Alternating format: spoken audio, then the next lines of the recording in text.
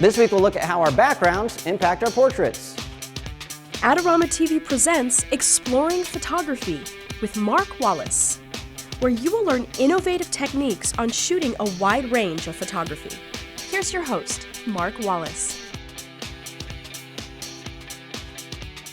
Hi everybody, welcome to another episode of Exploring Photography. I'm Mark Wallace right here on AdoramaTV. Well, one of the things that beginning portrait photographers sometimes fail to understand is the importance of the background in a portrait.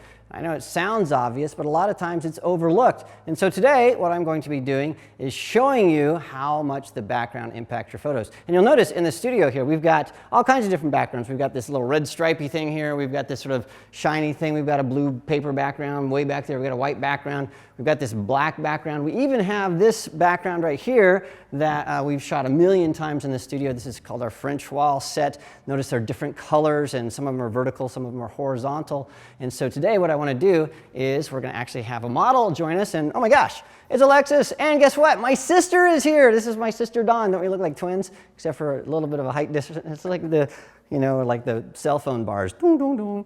Anyway, we are going to be shooting on location and in the studio just a little bit, but we want to try to keep things pretty consistent. So what we're going to have Alexis do is she's going to try to keep her face relatively the same with sort of a smug smile, and we're going to try to keep the light similarly the same as well. And so if you guys hop into your positions, let me sort of talk through what we're doing here.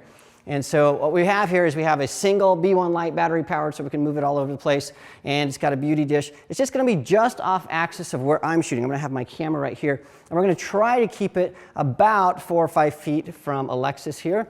And then I will just be shooting a nice tight headshot. And the thing that's going to change for all these photos is just the background. And so you can see what the background really does to change the portrait. So same light, same model, everything's the same. The only thing that we're switching up is really the background. Now, I'm going to try to keep the settings on the camera as similar as possible, but we're going to be shooting outside with some ambient light changing. And so we might have to change the aperture a little bit. But as much as possible, I'm going to try to keep everything the same except the background. And so with that, we're going to start right now. Perfect.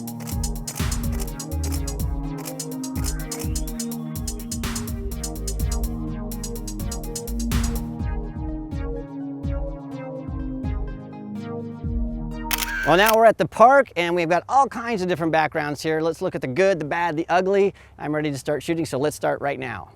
All right, well, I've chosen this tree back here, and you can see that it's pretty narrow. And so if I do a horizontal shot here, just watch what happens. So again, I'm in the same position I was before. I'll take my shot just like we normally have it.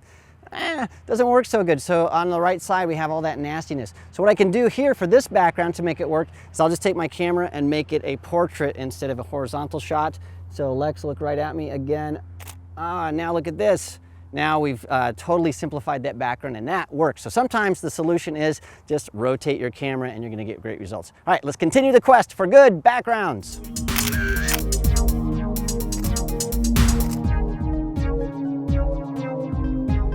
All right, I want to show you a trick that we can use on a background like this one right here. So we have these trees back here that I want to have behind Lex, and I'm going to start by shooting with my normal height at the same zoom that I've been using for all these pictures, which is just under 135 millimeters. So let me first shoot that.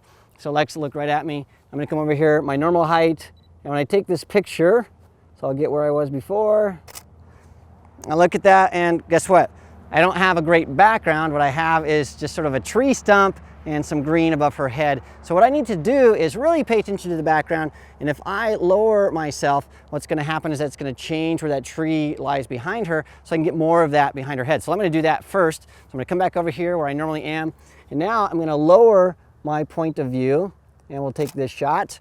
And when I take a look, that's better, but it looks like tree clouds. So it doesn't fill the frame. I've got a lot of sky poking through. So what I need to do for this is I'm actually going to zoom in. That's going to narrow my angle of view. It's going to compress this shot, so those trees are going to be closer to Lex's head, and so that is going to be the solution. So I need to back up just a little bit, come back over here, scooch down. I'm looking through my lens to see if I get everything the way I want it. And now I have the shot exactly the way I want it, and that's what works. So scooch down, zoom in, narrow your angle of view, compress that shot, and you're going to get great results.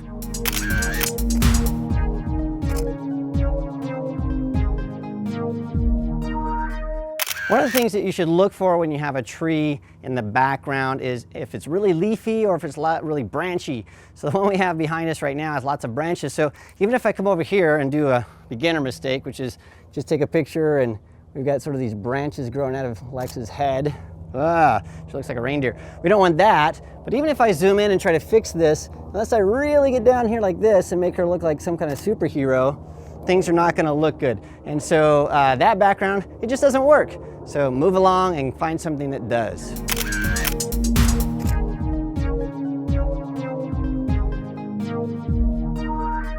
Well, as you can see, different backgrounds, different portraits. Make sure you pay attention to those backgrounds because they really change how your photos look.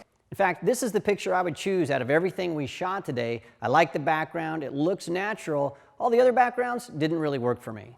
I want to say a special thanks to my sister for helping out this week. This is Dawn. She's the one that inspired me to take pictures in the first place, so you can blame all of this on her. So thanks for helping out. And also, Alexis, thank you so much for being our model this week. Now don't forget, there's all kinds of information on portrait photography and lighting and backgrounds and all kinds of stuff right at the Adorama Learning Center. So zip over there, check out all of those articles. There's tons of contributors and great stuff, as well as subscribing to Adorama TV. So there's tons of videos. We don't want you to miss any of those. So go ahead and click the subscribe button. What are you waiting for? Just click on it. It's right there. It's floating around. There it is. Click it. And we will see you next time right here on Exploring Photography.